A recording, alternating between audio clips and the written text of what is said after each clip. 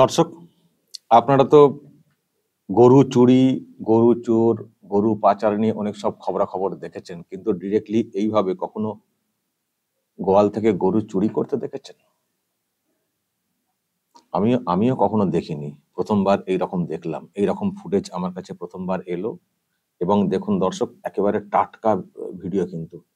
দেখুন সিসিটিভিতে কি তারিখটা উঠছে, 15/5/2024, আর সময়টা হচ্ছে রাত্রি 3:24, মানে 3:30টার সময়। টাটকা ফুটেজ। তার মানে গরু পাচার কাণ্ডে অনেকে গ্রেপ্তার হয়ে থাকলেও রাজ্যে কিন্তু গরু চুরি বা গরু পাচার কিন্তু এখনো বন্ধ হয়নি পুরোপুরি, এখনো চলছে। এবং সব থেকে অবাক করা যেটা তথ্য, যে এই যে গরু চুরি হয়েছে, এই জায়গাটার নাম যেটা আমি জানতে পারছি, যেটা আমাকে বলা হয়েছে, এটা হচ্ছে কোচবিহারের তল্লিগুড়ি বলে কোনো জায়গা রয়েছে, দলুয়া দশগির, তল্লিগিরি, তল্লিগুড়ি, জেলা কোচবিহার। মোট 9টা গুড়ি, এ, এ, মোট 9টা গরু চুরি হয়েছে।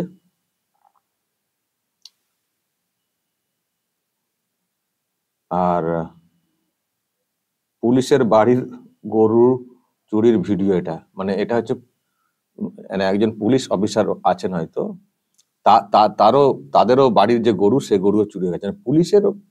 পুলিশেরও গরু চুরি হয়ে যাচ্ছে পুলিশের বাড়ির। এখনো পুলিশ কাউকে ধরতে পারেনি।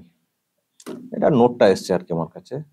মানে এই যে জায়গায়, সেখানে মোট 9টা গরু চুরি হয়েছে, মানে আরো অনেকের গোয়াল থেকে গরু চুরি হয়েছে। তার মধ্যে পুলিশের মানে বাড়ি আছে, কোন এক পুলিশের, তাদেরও গোয়াল। এটা হচ্ছে পুলিশের, বলছে যে এটা পুলিশের বাড়ির গরু চুরির ভিডিও। এটা এই যে সিসিটিভি ফুটেজ, এটা হচ্ছে পুলিশ তো একটু সবসময় সতর্ক থাকেন, সেজন্য সিসিটিভি ফুটেজটা গোয়ালের দিকে হয়তো রেখেছিলেন।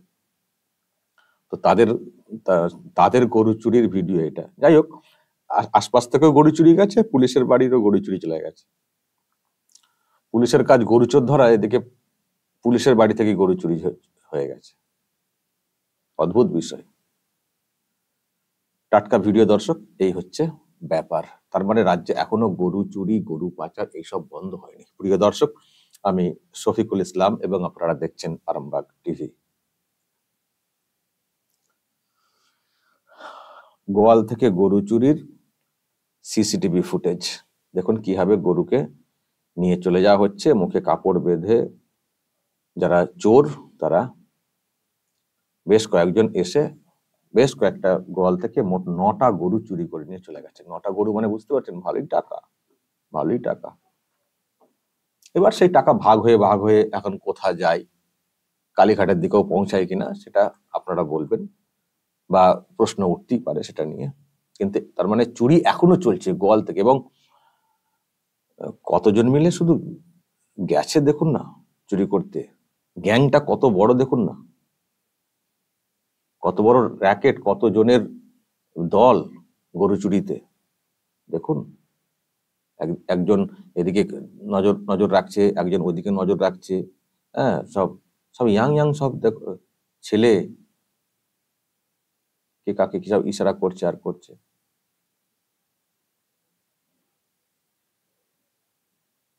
চোর, গরু চোর।